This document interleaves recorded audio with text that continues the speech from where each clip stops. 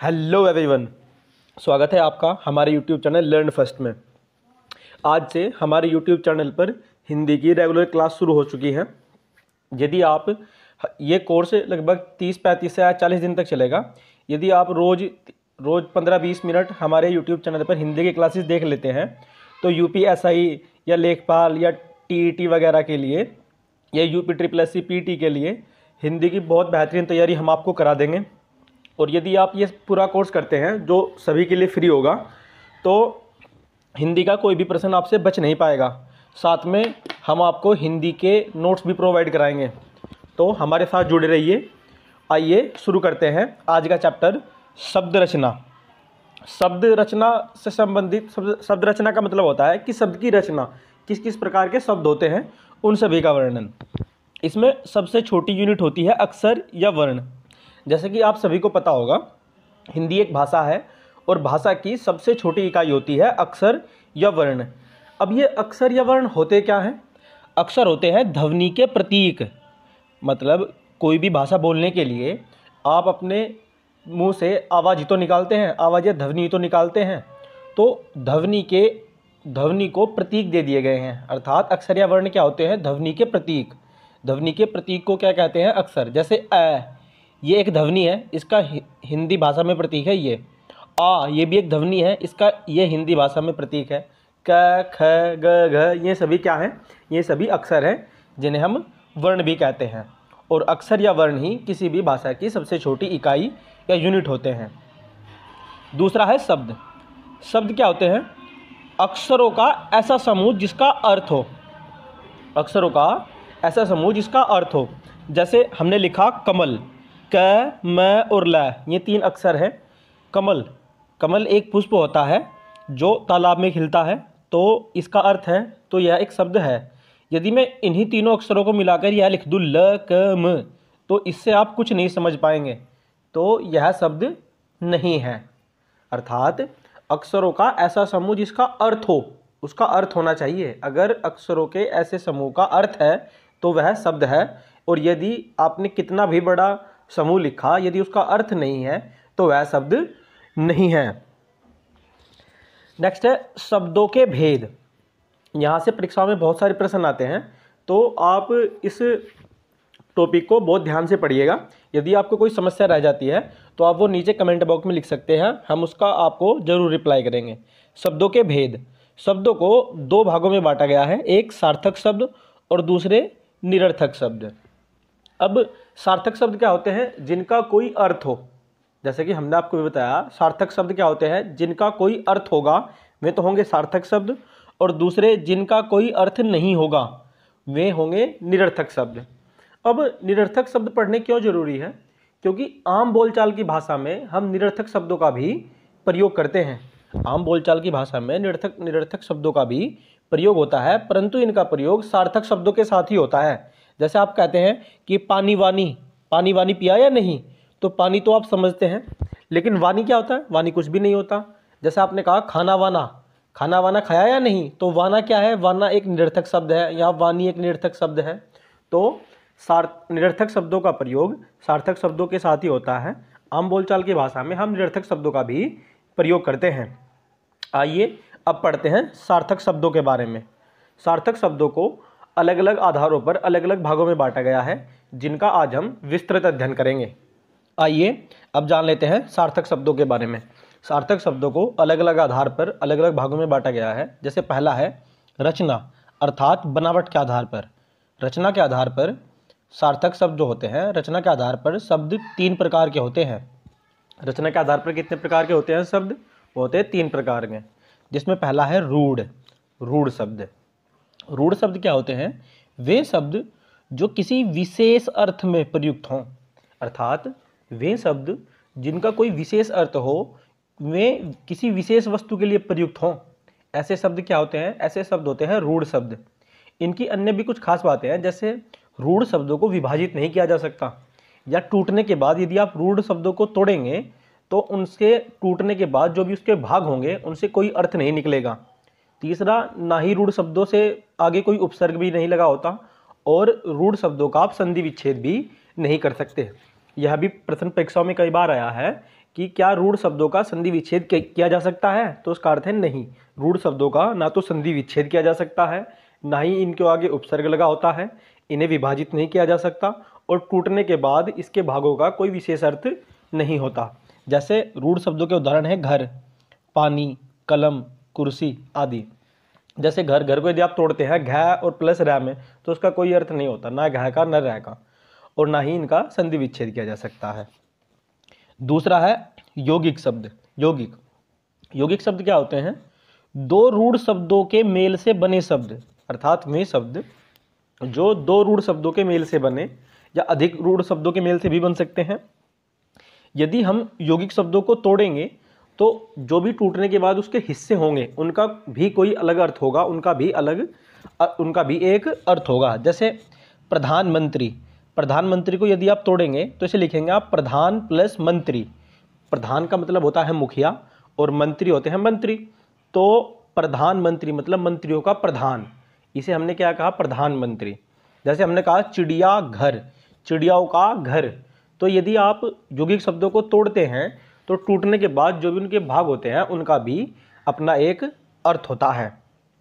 तो यौगिक शब्द क्या होते हैं? दो रूढ़ शब्दों के मेल से बने शब्द। तीसरा है योग रूढ़। यहाँ पे योग और रूढ़ दोनों आ गया है, तो आप नाम से ही पता कर सकते हैं कि दो रूढ़ शब्दों के मेल से बने, मतलब ऐसे शब्द जो दो रूढ़ शब्दों के मेल से बने परंतु उनका अर्थ अलग हो जिससे वे बने हों। जैसे हमने क्या पढ़ा था? हमने यौगिक शब्द पढ़े थे। हमने यौगिक शब्द पढ़े चिड़िया घर, चिड़ियाओं का घर। तो चिड़िया और घर ने मिलकर बनाया चिड़ियाघर।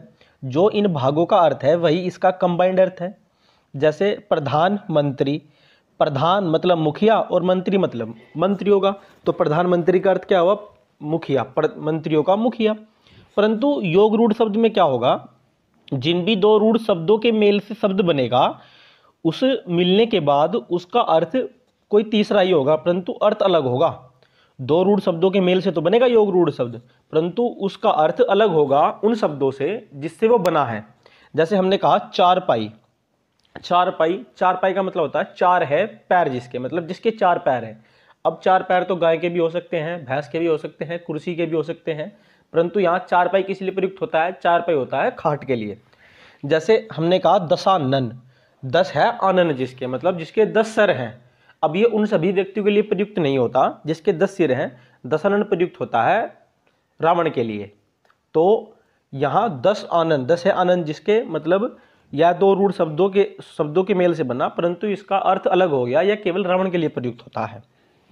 बनावट के आधार पर एक चौथा शब्द भी होता है समास रूढ़, परंतु इसे बनावट के आधार पर केवल तीन शब्दों में शामिल नहीं किया गया है। समास रूढ़ क्योंकि योग रूढ़ का ही एक भाग है, तो इसलिए समास रूढ़ को हम अलग से नहीं पढ़ते। समास रूढ़ क्या होते हैं?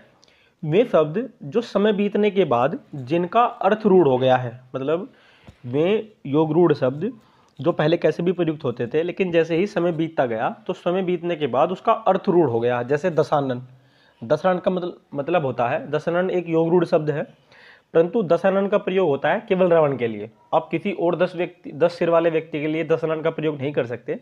दशानन का प्रयोग होता है रावण के लिए, क्योंकि समय बीतने के बाद केवल रावण को ही 10 सिर वाला कहा जाने लगा। ऐसे ही नीलकंठ, नीलकंठ का मतलब होता है नीला है कंठ जिसका, मतलब जिसका गला नीला है।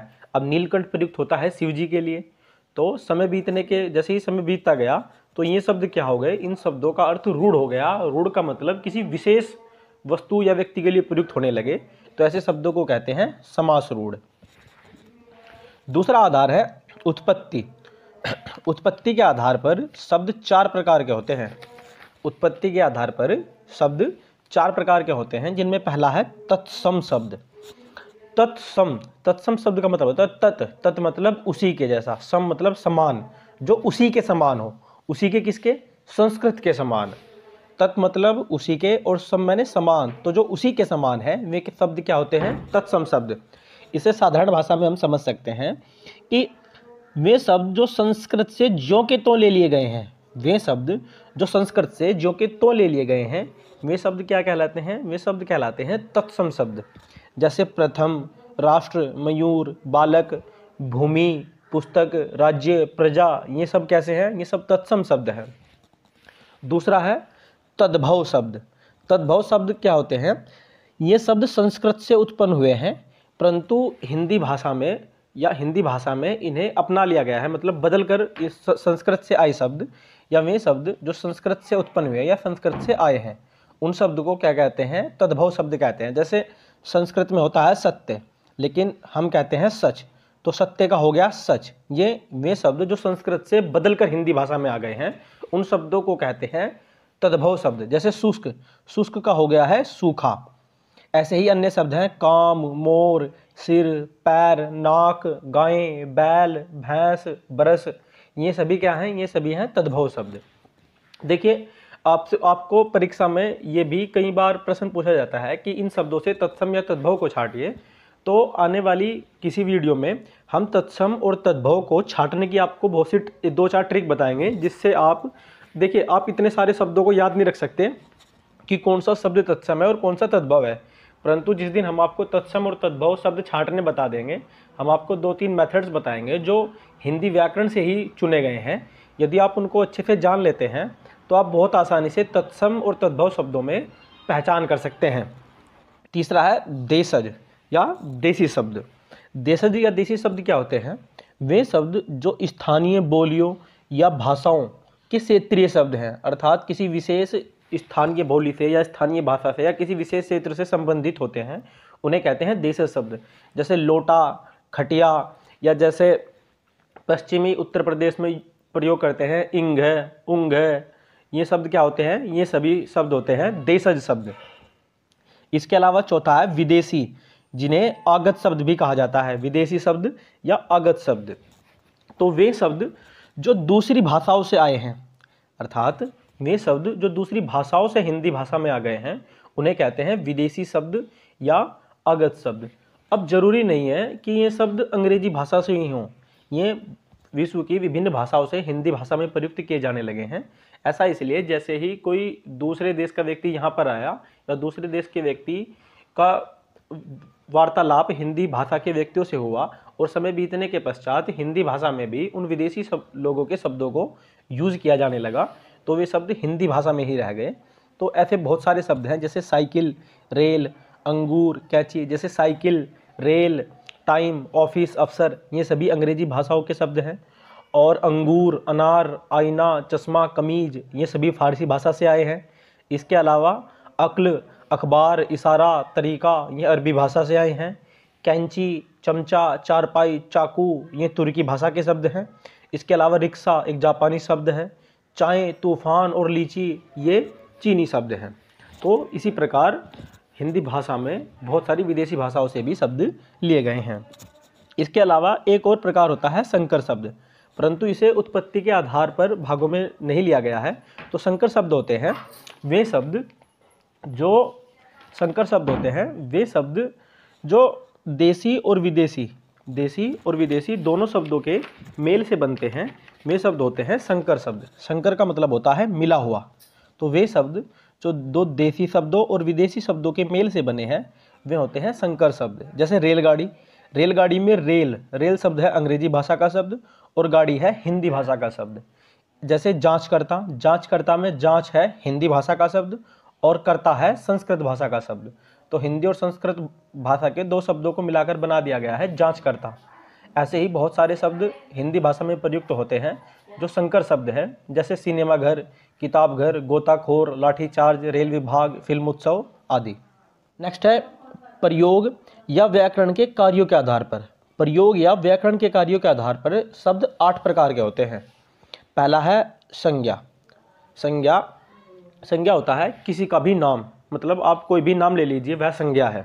जैसे आपने नाम लिया राम, पूजा, ताजमहल, सहारनपुर, किसी भी व्यक्ति, वस्तु या स्थान के नाम को संज्ञा कहते हैं। अर्थात आप किसी का भी नाम ले लीजिए, वह संज्ञा है। जैसे आपने किसी का भी नाम लिया, Sachin, Dhoni, Taj Mahal, Agra, Saharanpur, Britain, Brazil, Bharat, England, Pakistan, कोई भी आपने नाम लिया वह संज्ञा है। दूसरा है सर्वनाम। सर्वनाम क्या होते हैं? वे शब्द जो संज्ञा की जगह पर आए, वे शब्द जो संज्ञा की जगह पर प्रयुक्त हो, वे शब्द कहलाते हैं सर्वनाम। अब जैसे आप राम के बारे में बात कर रहे हैं कि राम एक अच्छा लड़का है, राम कक्षा 11 में पढ़ता है, राम एक गांव में रहता है, राम के माता पिता किसान हैं, तो आप बार बार राम शब्द का प्रयोग करेंगे तो ये औपचारिक नहीं लगेगा। तो राम शब्द की जगह पर हम एक शब्द लेके आएंगे जिसे हम क्या कहते हैं, सर्वनाम। जैसे हमने कहा राम, राम एक लड़का है, फिर हम बोलेंगे वह एक गांव में रहता है, वह कक्षा 11 में पढ़ता है, उसके माता पिता किसान हैं। तो ये शब्द जो राम की जगह पर आए, ये शब्द होते हैं सर्वनाम। जैसे मैं, तुम, वह, वे, आप, ये सभी शब्द क्या हैं, ये सभी शब्द हैं सर्वनाम। तीसरा विशेषण। विशेषण होते हैं वे शब्द जो संज्ञा या सर्वनाम की विशेषता बताएं, अर्थात वे शब्द जो संज्ञा या सर्वनाम की विशेषता बताएं, वे शब्द होते हैं विशेषण। जैसे अच्छा, बुरा, दो, लाल, ये सभी क्या हैं, ये सभी शब्द हैं विशेषण। जैसे आपने कहा वह एक अच्छा लड़का है, तो अच्छा जो शब्द आया वह किसके लिए आया, वह के लिए, तो अच्छा शब्द क्या हुआ यहाँ, विशेषण। जैसे हमने कहा राम एक अच्छा लड़का है, तो अच्छा शब्द किसके लिए प्रयुक्त हुआ, राम के लिए, और राम क्या है, राम एक संज्ञा है, तो अच्छा शब्द क्या हुआ, अच्छा हुआ विशेषण।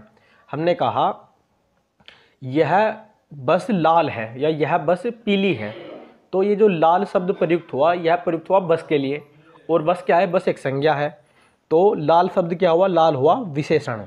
तो वे शब्द जो संज्ञा या सर्वनाम की विशेषता बताएं, वे होते हैं विशेषण। नेक्स्ट है क्रिया। क्रिया क्या होते हैं, वे शब्द जो कार्य का वर्णन करें, अर्थात वे शब्द जो कार्य के बारे में बताए, जो कार्य का वर्णन करें, वे शब्द होते हैं क्रिया।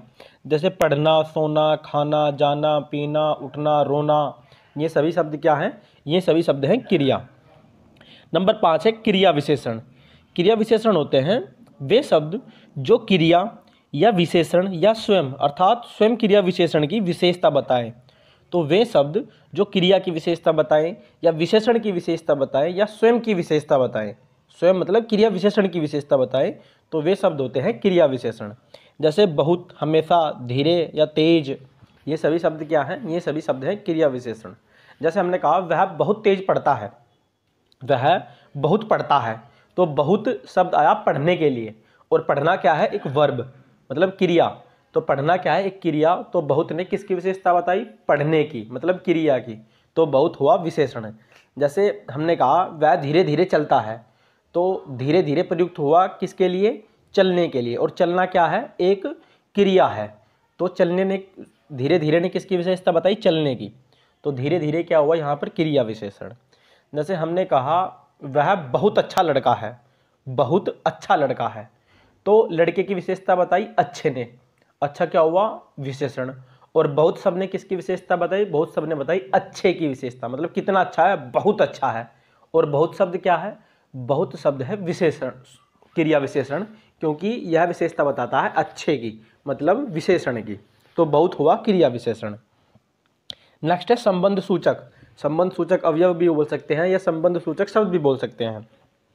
तो वे शब्द जो दो या दो से अधिक संज्ञा या सर्वनाम के बीच संबंध बताए, संज्ञा या सर्वनाम के बीच संबंध बताए, वे शब्द होते हैं संबंध सूचक अवयव या संबंध सूचक शब्द। जैसे पर, से, साथ। जैसे हमने कहा कि मेज पर एक पुस्तक है, तो पर शब्द ने संबंध स्थापित किया मेज के और पुस्तक के बीच में, तो पर शब्द क्या हुआ, संबंध सूचक शब्द या संबंध सूचक अवयव। नेक्स्ट है समुच्चय बोधक शब्द या समुच्चय बोधक अवयव। तो वे शब्द जो दो या अधिक शब्दों, वाक्यों या वाक्यांशों को जोड़े, वे शब्द क्या कहलाते हैं, वे शब्द कहलाता है समुच्चय बोधक शब्द या समुच्चय बोधक अवयव। तो वे शब्द जो दो या दो से अधिक शब्दों को जोड़े, या दो या दो से अधिक वाक्यों को जोड़े, या दो या दो से अधिक वाक्यांशों को जोड़े, वे शब्द कहलाते हैं समुच्चय बोधक शब्द या समुच्चय बोधक अवयव। जैसे और, या, किंतु, क्योंकि, ये सभी शब्द क्या हैं, ये सभी शब्द हैं समुच्चय बोधक शब्द। हमने कहा राम और मोहन दोस्त हैं, तो और शब्द ने किस किस को जोड़ा, राम और मोहन को, इन दोनों शब्दों को जोड़ दिया, तो ये शब्द हुआ समुच्चय बोधक शब्द। हमने कहा राम या मोहन, तो राम या मोहन को जोड़ने का कार्य किसने किया, या शब्द ने, तो यह शब्द क्या हुआ, समुच्चय बोधक शब्द या समुच्चय बोधक अवयव। नेक्स्ट और अंतिम है विस्मय बोधक। विस्मय बोधक शब्द या विस्मय बोधक या विस्मय बोधक अवयव। तो वे शब्द जो हृदय से अचानक उठने वाली भावनाओं को व्यक्त करें, वे शब्द जो हृदय से अचानक उठने वाली भावनाओं को व्यक्त करें, वे कहलाते हैं विस्मयबोधक शब्द या विस्मयबोधक अवयव। जैसे आपने कुछ भी बड़ी सी चीज़ देखी, आप कहोगे ओह तेरी या ओह अरे, ये सभी शब्द क्या है? ये सभी शब्द हैं विस्मयबोधक शब्द। जैसे आप कहते हो वाह हम मैच जीत गए, तो ये जो वाह शब्द आया यह हृदय से अचानक उठा, तो यह शब्द है विस्मयबोधक शब्द। विस्मयबोधक शब्दों के बाद एक विस्मयबोधक चिन्ह, ये इसे कहते हैं विस्मयबोधक चिन्ह। यह अवश्य लगा होता है, या तो विस्मयबोधक शब्दों के बाद लगा होगा या वाक्य के बाद लगा होगा। तो विस्मयबोधक शब्दों के प्रयोग के बाद विस्मयबोधक चिन्ह अवश्य लगा होता है। विस्मयबोधक क्या होते हैं? जो हृदय से अचानक उठने वाली भावनाओं को व्यक्त करें। जैसे आपने कहा अरे मैं डूब गया, तो अरे शब्द किसके लिए प्रयुक्त हुआ? एकदम से दुख व्यक्त करने के लिए। तो वे शब्द जो हृदय से अचानक उठने वाली भावनाओं को व्यक्त करें वे होते हैं विस्मयबोधक शब्द। नेक्स्ट है विकार के आधार पर। विकार के आधार पर शब्द दो प्रकार के होते हैं, पहला विकारी या सविकारी शब्द और दूसरा अविकारी शब्द। विकारी का मतलब होता है विकृत करना या बदल देना। तो प्रयोग के आधार पर जिन शब्दों का अर्थ बदल जाए, प्रयोग के आधार पर जिन शब्दों का अर्थ बदल जाए वे सभी शब्द होते हैं विकारी शब्द, जिन्हें हम सविकारी शब्द भी कहते हैं। जैसे हमने अभी जो शब्द पढ़े उनमें संज्ञा, सर्वनाम, विशेषण और क्रिया, ये इन चारों शब्दों के अंतर्गत जितने भी शब्द आते हैं वे सभी विकारी शब्द हैं। जैसे हमने कोई भी संख्या ले ली, कुत्ता, कुत्ता और कुत्ते को बदलकर हम लिख सकते हैं कुत्ते, या हमने कहा वह के लिए हम यूज़ कर सकते हैं उसे, या मैं के लिए मैं, मुझे, या वह उन्हें के लिए वे, या उन्हें को हम बदल सकते हैं उन्हें में या वे में। वे को उस वे का कर्म रूप होता है उन्हें। तो जैसे हमने लिखा कुत्ता और कुत्ते को हम बदलकर लिख सकते हैं कुत्ते, इसका बहुवचन हो जाएगा। तो ये सभी शब्द क्या हैं? ये सभी शब्द हैं विकारी शब्द। दूसरा है अविकारी शब्द। अविकारी शब्द होते हैं वे शब्द जो प्रयोग के आधार पर न बदले, प्रयोग के आधार पर न बदले, वे सभी शब्द होते हैं अविकारी शब्द। इसमें क्रिया विशेषण, संबंध सूचक, समुच्चय बोधक और विस्मय बोधक, जितने भी शब्द क्रिया विशेषण, संबंध सूचक, समुच्चय बोधक या विस्मय बोधक शब्दों के अंतर्गत आते हैं वे सभी शब्द अविकारी शब्द होते हैं। जैसे हे, ओ, अरे, किंतु, परंतु। परंतु को आप क्या बदल के लिख सकते हैं? और को आप बदल कर क्या लिखेंगे? जैसे आप कुत्ते का कुत्तो कर सकते हैं, कुत्ता का कुत्ते कर सकते हैं। ऐसे आप और का क्या बदल सकते हैं? आप और को कुछ नहीं लिख सकते बदल के, तो ये ज्यों के तो रहते हैं। जैसे या को आप बदल कर क्या लिखेंगे? चाहे सिंगुलर हो या प्लूरल हो तो या ही रहेगा। तो वे शब्द जो प्रयोग के आधार पर ना बदले वे सभी होते हैं अविकारी शब्द। सभी अव्ययवाची शब्द अविकारी शब्द होते हैं। यहाँ पर यह भी ध्यान रख सकते हैं कि सभी अव्ययवाची शब्द अविकारी शब्द होते हैं। अब अविकारी शब्द भी अलग से 4 प्रकार के होते हैं, उनके बारे में भी आइए जान लेते हैं। जैसे कि हमने आपको भी बताया अविकारी शब्द भी 4 प्रकार के होते हैं, जिसमें पहला है संबोधनवाची अविकारी शब्द। संबोधनवाची अविकारी शब्द क्या होते हैं? वे शब्द जिनसे संबोधित किया जाए, किसी को संबोधित किया जाए। जैसे आप कहते हैं हे इधर आओ, ओह, हो, अरे, अबे, तू कहाँ जा रहा है? तो ये शब्द जो संबोधन के लिए प्रयुक्त हों उन्हें कहते हैं संबोधनवाची अविकारी शब्द। दूसरा क्रिया विशेषण अविकारी शब्द। तो वे अविकारी शब्द जो क्रिया विशेषण से बने वे होते हैं क्रिया विशेषण अविकारी शब्द। जैसे धीरे धीरे, जोर से, तेजी से, बार बार, ये सभी शब्द क्या है? ये सभी शब्द है क्रिया विशेषण अविकारी शब्द। यह प्रश्न बहुत सी परीक्षाओं में कई बार पूछा गया है कि धीरे धीरे यह शब्द किस प्रकार का शब्द है? यह शब्द किस प्रकार का शब्द है? तो यह शब्द है क्रिया विशेषण अविकारी शब्द। तीसरा है समुच्चयवाची अविकारी शब्द। समुच्चयवाची अविकारी शब्द। समुच्चयवाची अविकारी शब्द क्या होता है? जो समुच्चय बोधक शब्दों से बनता है। जैसे और, किंतु, परंतु, लेकिन। यदि आपको समुच्चय बोधक शब्द नहीं पता तो अभी हमने 2 या 3 स्लाइड पहले समुच्चय बोधक शब्दों का ही चर्चा की है, आप उसे देख सकते हैं। तो समुच्चयवाची अविकारी शब्द क्या होते हैं? जो समुच्चय बोधक शब्दों से बने वे समुच्चय बोधक अविकारी शब्द। और चौथा है संबंधवाची अविकारी शब्द।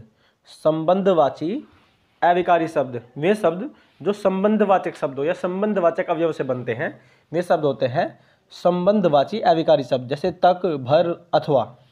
नेक्स्ट है काव्य शास्त्रीय अर्थ के आधार पर। काव्य शास्त्रीय अर्थ के आधार पर शब्द होते हैं 3 प्रकार के, जिसमें पहला है शब्द का अभिधा रूप। अभिधा रूप शब्द क्या होते हैं? यदि शब्द को सीधे सीधे बोल दिया जाए, आपको किसी के बारे में कुछ भी कहना है और आप उसको वह सीधे सीधे बोल दे, तो आपने शब्द के अभिधा रूप का प्रयोग किया है। जैसे आपने कहा मोहन एक अच्छा लड़का है, आपने सीधे सीधे बोल दिया कि मोहन एक अच्छा लड़का है, या अजीत सर अच्छा पढ़ाते हैं, तो आपने डायरेक्ट बोल दिया। यदि आप शब्द को डायरेक्ट बोल के, सीधा बोल के प्रयोग करते हैं, तो आप यूज करते हैं शब्द के अभिधा रूप का। दूसरा है शब्द का लक्षणा रूप। लक्षणा रूप का मतलब होता है तुलनात्मक रूप। यदि आप किसी भी शब्द को तुलनात्मक रूप से प्रयोग करते हैं, तो वह कहा जाता है शब्द का लक्षणा रूप। जैसे आपने कहा सचिन कक्षा का शंकराचार्य है, तो इसका क्या मतलब है? आपने डायरेक्ट नहीं कहा कि सचिन एक बहुत ही बुद्धिमान लड़का है, आपने कहा कि सचिन कक्षा का शंकराचार्य है, मतलब सचिन कक्षा का बुद्धिमान लड़का है। जैसे आपने कहा पूजा का मुख चंद्रमा के समान है, पूजा का मुख चंद्रमा के समान है, आपने पूजा के मुख की तुलना कर दी चंद्रमा से, तो पूजा का मुख किसके समान हुआ? चंद्रमा के समान। तो ये आपने शब्द के लक्षणा रूप का प्रयोग किया। यदि आप ये बोल दें कि पूजा बहुत सुंदर है, तो आपने शब्द कैसा यूज किया? अभिधा रूप का शब्द। और यदि आपने कहा पूजा का मुख चंद्रमा के समान है, तो आपने तुलना कर दी, पूजा के मुख की तुलना कर दी और तुलनात्मक शब्दों का प्रयोग किया, तो इसका मतलब है कि आपने शब्द के लक्षणा रूप का प्रयोग किया। तीसरा है व्यंजना रूप। व्यंजना रूप का मतलब है कि यदि आप शब्द को व्यंग्यात्मक रूप से, मतलब हंसी मजाक में, व्यंग का मतलब होता है हंसी मजाक में प्रयोग करें, तो आप शब्द को प्रयोग करते हैं शब्द का व्यंजना रूप। जैसे आपने कहा मोहन कक्षा का गोबर गणेश है, मोहन कक्षा का गोबर गणेश है, तो आपने शब्द के कैसे, आपने मोहन को व्यंग करते, मतलब हंसी मजाक करते हुए, मजाक लेते हुए मोहन की कहा कि मोहन कक्षा का गोबर गणेश है, तो आपने शब्द के व्यंजना रूप का प्रयोग किया। यदि आप ये बोल देते कि मोहन गधा है, तो आपने सीधे सीधे बोल दिया कि मोहन गधा है, बुद्धिमान नहीं है, तो वह हो जाता शब्द का अभिधा रूप। लेकिन आपने कहा मोहन कक्षा का गोबर गणेश है, तो आपने व्यंग करते हुए मोहन को कहा, तो इसलिए आपने प्रयोग किया शब्द के व्यंजना रूप का। नेक्स्ट है अर्थ के आधार पर। अर्थ के आधार पर शब्द 4 प्रकार के होते हैं, जिनमें पहला है पर्यायवाची शब्द। पर्यायवाची शब्द क्या होते हैं? वे शब्द जिनका अर्थ एक ही हो, मतलब एक ही अर्थ के लिए, एक ही व्यक्ति वस्तु स्थान के लिए प्रयुक्त किए गए शब्दों को पर्यायवाची शब्द कहते हैं। अर्थात वे शब्द जिनका अर्थ एक हो। जैसे सूर्य, सूर्य को और हम क्या कहते हैं? रवि, भानु, भास्कर, दिवाकर या प्रभाकर। ये सभी शब्द किसके लिए प्रयुक्त होते हैं? ये सभी शब्द प्रयुक्त होते हैं सूर्य के लिए। तो ये सभी शब्द आपस में पर्यायवाची शब्द हैं। दूसरा है विलोम या विलोम शब्द। विलोम शब्द क्या होते हैं? वे शब्द जिनका अर्थ विपरीत हो, अर्थात एक दूसरे के विपरीत अर्थ वाले शब्दों को विलोम शब्द कहते हैं। जैसे दिन, दिन का विलोम होता है रात। जैसे अपना, अपना का विलोम होता है पराया। जैसे अच्छा, अच्छे का विलोम होता है बुरा। तो वे शब्द जो विपरीत अर्थ में प्रयुक्त हो, जिनका अर्थ विपरीत हो, वे होते हैं विलोम शब्द। तीसरा है समोच्चारित शब्द। जैसे कि नाम से ही पता चल रहा है, समोच्चारित, जिनका उच्चारण समान हो। समोच्चारित शब्द क्या होते हैं? जिनका उच्चारण समान हो। जैसे हमने कहा अंश और अंश, ये 2 शब्द हैं जिनका उच्चारण एक जैसा है, परंतु लिखने में ये अलग है, इनकी वर्तनी अलग है, अर्थात स्पेलिंग अलग है, परंतु उच्चारण क्या है? उच्चारण इनका समान है और इनके अर्थ भी अलग हैं। ये जो पहला अंश है, इसका अर्थ होता है भाग, और ये जो दूसरा अंश है, इसका अर्थ होता है कंधा। तो वे शब्द जिनका उच्चारण समान हो, वे शब्द होते हैं समोच्चारित शब्द। चौथा और सबसे अंतिम है अनेकार्थी शब्द। अनेकार्थी शब्द, जैसे कि नाम से पता चल रहा है, अनेक अर्थ, जिस शब्द के अनेक अर्थ हों या जिस शब्द के एक से ज़्यादा अर्थ हों, वे शब्द होते हैं अनेकार्थी शब्द। जैसे यहाँ पर एक शब्द लिखा है द्विज। द्विज का मतलब पक्षी भी होता है, दांत भी होता है और ब्राह्मण भी होता है। तो द्विज शब्द कैसा है? द्विज शब्द है अनेकार्थी शब्द। आज की वीडियो में सिर्फ इतना ही। यदि आपको इस वीडियो से संबंधित कोई डाउट रह गया हो, तो आप वो नीचे कमेंट बॉक्स में लिख सकते हैं। यदि आपको वीडियो अच्छा लगा हो, तो आप हमारी वीडियो को लाइक कर सकते हैं और यूट्यूब चैनल को सब्सक्राइब कर सकते हैं। और यदि आपको वीडियो ज़्यादा अच्छा लगा हो, तो आप हमारे यूट्यूब चैनल को या इस वीडियो को शेयर भी कर सकते हैं। और यदि आपको इस वीडियो से संबंधित नोट्स चाहिए हो, तो नीचे डिस्क्रिप्शन में एक नंबर दिया गया है, आप उस नंबर पर व्हाट्सअप कर सकते हैं। हम आपको क्लासेस से संबंधित नोट्स भी प्रोवाइड करा देंगे, जिससे आपको चीज़ें आसानी से आप याद रख सकते हैं। वे नोट्स आपको थ्योरी नहीं, वो की पॉइंट्स में लिखे गए नोट्स हैं। मतलब आपको कम डेटा में बहुत सारा डेटा मिल जाएगा कि आप कम समय में ज़्यादा चीज़ें कैसे याद रख सकते हैं।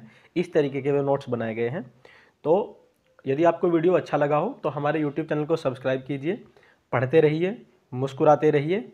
जय हिंद।